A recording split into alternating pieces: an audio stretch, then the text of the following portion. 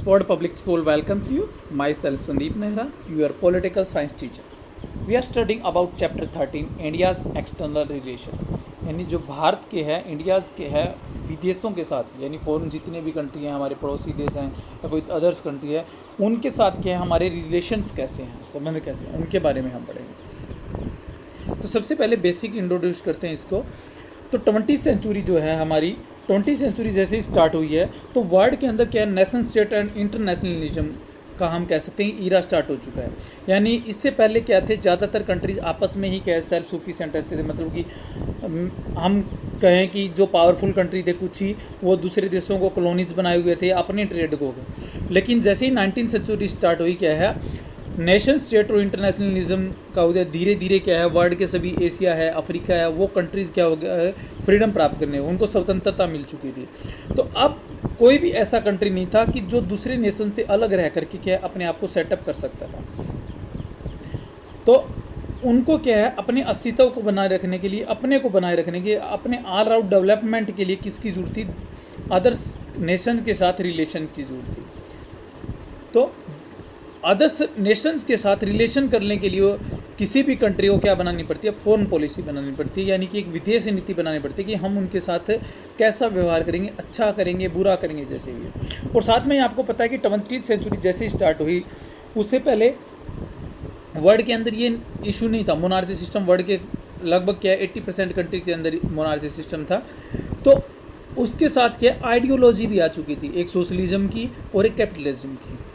तो उनके साथ भी उसी के अकॉर्डिंग प्रत्येक कंट्री को, प्रत्येक नेशन को क्या करना पड़ रहा था, अपनी फॉरेन पॉलिसी सेटअप करनी पड़ रही थी। तो वो कहलाती है आपकी फॉरेन पॉलिसी, जिसके द्वारा हम क्या कर सकते हैं, किसी अदर कंट्री के साथ रिलेशन बना सकते हैं। तो मैंने यहाँ एक डेफिनेशन भी लिखी है, foreign policy is a set of principle and means adopted by a nation.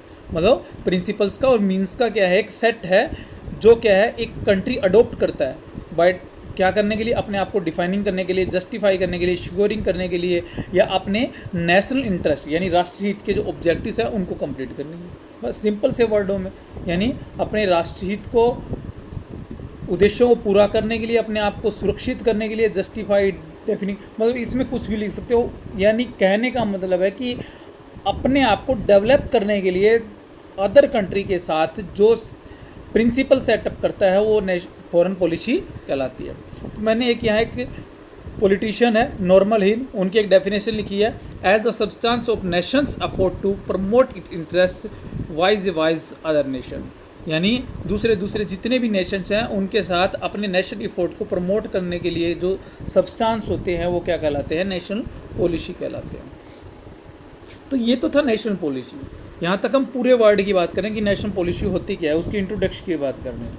अब है कोई भी कंट्री हो, वो जो नेशनल पॉलिसी बनाता है तो अपने सामने एम्स या ऑब्जेक्टिव रखता है। तो उसके मेनली जो 3 होते हैं वही एम होते हैं हर कंट्री की। कोई भी कंट्री हो, मेन जो एम होते हैं वो 3 होते हैं, security, national growth and world order. Secure सबसे पहले अपने आप को सिक्योर करना, सुरक्षित करना, नेशनल सिक्योरिटी पैदा करना, यानी उसके अंदर नेशनल सिक्योरिटी, राष्ट्रीय सुरक्षा होनी चाहिए कि ये ना हो कि कल को आकर के कोई दूसरा देश उसको क्या बना ले, दोबारा से कॉलोनी बना ले। ठीक है। सेकंड है नेशनल ग्रोथ, यानी अपने राष्ट्र का विकास भी करना। उसमें मतलब इस तरह की क्या है, इस तरह का सिस्टम ऑर्गेनाइज करना, वहाँ पर इस तरह के रिफॉर्म्स करना कि उनका क्या डेवलप हो चुके हैं, चाहे वो डेवलप इकोनॉमिक हो, सोशल हो, जियोग्राफी, कैसे भी हो, यानी अपने नेशन की क्या करना, ग्रोथ करना। और थर्ड है वर्ल्ड ऑर्डर, यानी विश्व के साथ चलना। अगर एक कंट्री क्या है बाकी सभी कंट्रीज़ के खिलाफ चलेगा तो ऐसा है हो ही नहीं सकता कि वो क्या कर सकता है। मान लो कि एक यूएनओ है, यूएनओ के मान लो कोई फॉलो नहीं करता है रूल्स वगैरह है कि वर्ल्ड के 90% कंट्री फॉलो कर रहे हैं और 10% उसको फॉलो ना करते हैं, तो वो 10% को क्या इसका खामियाजा भुगतना पड़ेगा। तो ये क्या होते हैं, ऑब्जेक्टिव्स रखे गए हैं या एम्स होते हैं आज एट प्रेजेंट किसी भी फॉरेन पॉलिसी के। इनके अलावा क्या नेशनल इंटरेस्ट, अपने राष्ट्रीय हित होते ही हैं, सेल्फ प्रोटेक्शन, अपनी सुरक्षा करना, अपनी आइडियोलॉजी के ऊपर ले जाना, अपनी पावर को बढ़ाना। तो ये भी ऑब्जेक्टिव्स क्या है इसके हो सकते हैं। तो मेन क्या है 3 होते हैं। तो यहाँ तक तो था फॉरेन पॉलिसी के बारे में। अब आते हैं हमारा जो मेन चैप्टर है जिसके बारे में इसका नाम भी रखा गया है चैप्टर का इंडियाज़ फॉरेन पॉलिसी या नेहरूज फॉरेन पॉलिसी, यानी कि भारत की विदेश नीति कैसी है, या इसका हम दूसरा नाम नेहरू की विदेश नीति भी कह सकते हैं। क्यों कह सकते हैं? क्योंकि अगर हम 2009 तक, नरेंद्र मोदी से पहले तक लें, अगर हम 2009 तक लें तो 1947 से लेकर के 2009 तक चाहे किसी की भी सरकार हो, चाहे वो यूनाइटेड फ्रंट की गवर्नमेंट आई हो, चाहे वो अटल बिहारी वाजपेयी की गवर्नमेंट आई हो, या किसी की भी आई हो, मिली जुली सरकार या कांग्रेस की हो, तो जो हमारी फॉरेन पॉलिसी रही है वो किसके अकॉर्डिंग रही है? वो पंडित जवाहरलाल नेहरू के अकॉर्डिंग रही है। यानी उनके जो व्यूज़ थे, उनकी जो पॉलिसीज़ थी, वही पॉलिसीज़ क्या है 2009 तक क्या है, आज भी काफ़ी हद तक उनसे मिलती है, लेकिन नरेंद्र मोदी जी के आने बाद उसमें काफ़ी चेंज भी हुआ है। जैसे पहले हम सोशलिज्म की तरफ ज़्यादा इफेक्टेड थे, अब क्या है थोड़ा कैपिटलिज्म की तरफ ज़्यादा जाने लगे। तो इस तरह से क्या है चेंजेस आते रहते। तो इंडिया की फॉरेन पॉलिसी को नेहरूज फॉरेन पॉलिसी भी कहा जा सकता है। तो Pandit Jawaharlal Nehru was the architecture of Indian foreign policy, क्योंकि वो जब तक प्राइम मिनिस्टर रहे तब तक साथ में फॉरेन मिनिस्टर भी थे। विदेश मंत्रालय उन्होंने कभी किसी को नहीं दिया, वो पीएम के साथ साथ में फॉरेन मिनिस्टर भी थे।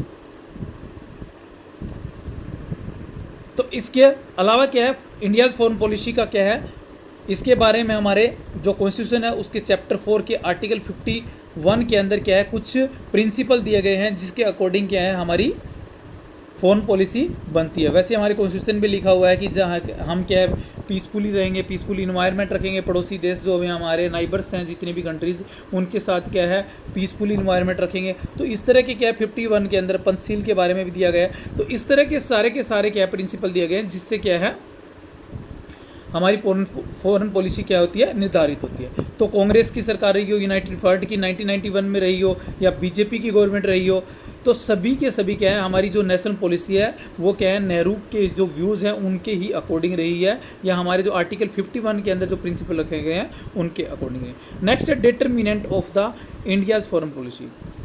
तो जो इंडिया की फॉरेन पॉलिसी है उसके डिटर्मिनेंट्स कौन कौन से हैं? फर्स्ट है नेशनल इंटरेस्ट। सबसे पहले क्या है राष्ट्रीय नेशनल इंटरेस्ट। कोई भी कंट्री हो उसकी जो फॉरेन पॉलिसी होती है उसका निर्धारण तत्व सबसे पहले क्या है नेशनल इंटरेस्ट होता है, अपने राष्ट्र का हित देखना, अपने राष्ट्र का कल्याण देखना। हम क्या है किसी भी कंट्री के साथ कोई भी किसी तरह की ट्रीटी करते हैं, कोई भी करते हैं, तो सबसे पहले अपना नेशनल इंटरेस्ट देते हैं। अगर हमें उससे नुकसान है तो क्या है हम उस तरह की ट्रीटी के अंदर नहीं जाते हैं। जैसे कि CTBT के लिए क्या इंडिया ने मना कर दिया था। तो इस तरह से क्या है नेशनल इंटरेस्ट के काफ़ी हद तक क्या है इसके डिटर्मिनेंट्स में आता है। नेक्स्ट है जियोग्राफिकल पोजीशन, यानी भौगोलिक स्थिति। किसी भी कंट्री की क्या है भौगोलिक स्थिति उसकी फॉरेन पॉलिसी को क्या है डिटर्मिनेट करती है। तो इंडिया की फॉरेन पॉलिसी को भी क्या है यहाँ की जियोग्राफिकल पोजीशन डिटर्मिनेट करती है। इंडिया के साथ एक तो क्या काफ़ी कंट्री है, इंडिया का जो क्या है जो जियोग्राफिकल स्ट्रक्चर है वो लैंड लॉक्ड है, यानी स्थल रुद्र है। लैंड लॉक्ड मतलब कि काफ़ी कंट्री से घिरा हुआ है, जैसे कि पाकिस्तान, चाइना, बांग्लादेश, नेपाल, श्रीलंका, म्यांमार, भूटान, मतलब काफ़ी कंट्रीज जिसके क्या है उनके साथ क्या है हमारी बाउंड्रीज लगी हुई है, लैंड बाउंड्रीज लगी हुई है। तो इंडिया कभी भी ऐसी पॉलिसी नहीं अपना सकता कि जो क्या है चीन के खिलाफ हो या अन्य किसी साउथ हमारे एशियन कंट्रीज है उनके खिलाफ हो। अगर ऐसा करता है तो उसका खामियाजा इंडिया को भुगतना पड़ सकता है। जैसे कि चाइना के साथ हम अभी कर रहे हैं बायोकॉट, काफ़ी इशू चल रहा है, लेकिन उससे भी क्या है इंडिया को काफ़ी हद तक नुकसान हो सकता है हम उनके ट्रेड वगैरह को इफेक्टेड कर सकते हैं, लेकिन इंडिया को भी इसका क्या है काफ़ी नुकसान हो रहा है। तो इस तरह से हम कह सकते हैं कि जियोग्राफिकल पोजीशन भी होती है। इसके अलावा क्या है इंडियन ओशियन हमारे पास लगता है और काफ़ी कंट्रीज काफ़ी बड़ा है, तो इंडियन ओशियन के अंदर हमेशा से इंडिया क्या जाता है कि पीसफुल इन्वायरमेंट रहे, ताकि उसको जो हमारी ओशियन बाउंड्री है उसके ऊपर किसी तरह की मिलिट्री को इम्प्लीमेंट ना करना पड़े, वहाँ पर मिलिट्री ना लगानी पड़े। तो इस तरह से क्या है जियोग्राफिकल पोजीशन भी इसको इफेक्ट करती है। इकोनॉमिक डेवलपमेंट, कोई भी कंट्री को फॉरेन पॉलिसी बनाते हुए अपनी क्या देखता है इकोनॉमिक डेवलपमेंट देखता है। तो जब भारत के स्वतंत्र हुआ तो USA और USSR की क्या थी मिलिट्री ब्लॉक्स बने हुए थे। इंडिया ने क्या है नॉन अलाइनमेंट अपनाया था ताकि वो अपना इकोनॉमिकल डेवलपमेंट ज़्यादा कर सके। तो नॉन अलाइनमेंट के बारे में क्या है आगे नेक्स्ट अच्छा खासा टॉपिक भी आएगा। नेक्स्ट है कॉन्स्टिट्यूशनल बेसिंग। तो हमारा जो फॉरेन पॉलिसी है वो कॉन्स्टिट्यूशनल बेस भी है, क्योंकि हमारे आर्टिकल 51 चैप्टर 4 में लिखा हुआ है, स्पष्ट लिखा हुआ है कि हमारे क्या है फॉरेन पॉलिसी के बेस ये होंगे। नेक्स्ट है वर्ल्ड ऑर्डर। वर्ल्ड ऑर्डर ये है कि जो वर्ल्ड के अंदर सिस्टम चल रहा है, किसी भी कंट्री की फॉरेन पॉलिसी उसी के अकॉर्डिंग किया जाती है। जैसे कि मान लो कि इंटरनेशनल लेवल के ऊपर क्या है, निशस्त्रीकरण के बारे में यानी नॉन अलाइनमेंट के बारे में चल रहा था कि न्यूक्लियर पावर के ऊपर नॉन अलाइनमेंट होना चाहिए, तो इंडिया भी क्या है उसके फेवरेबल था। कोल्ड वार के अंदर भी ऐसी थे। तो इस तरह से क्या है, जैसे जैसे क्या है वर्ल्ड के अंदर ऑर्डर चलता है उसके अकॉर्डिंग फॉरेन पॉलिसी भी चलती है। फिर है ऑब्जेक्टिव्स।